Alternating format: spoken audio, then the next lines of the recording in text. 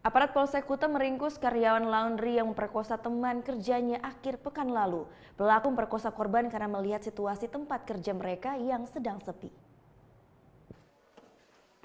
Agustinus Pandabanjal, tersangka pemerkosaan karyawan laundry berinisial SR, diamankan petugas Reskrim Polsek Kuta di kos kakak sepupunya Jalan Glogor, Carik, Denpasar.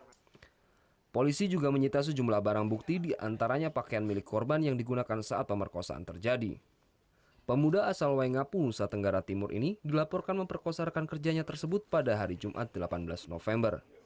Tersangka dan korban merupakan teman lama saat tinggal di Waingapu, NTT, namun mereka tak pernah memiliki hubungan khusus.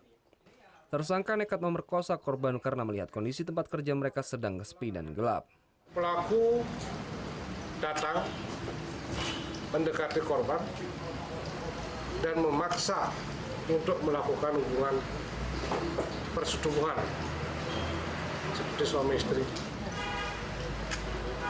Namun korban menolak dan korban tidak berdaya untuk melakukan perlawanan. Korban saat ini masih dalam kondisi trauma pasca kejadian tersebut.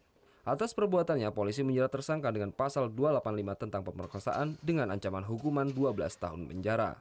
Muhammad Hasanuddin melaporkan untuk NET.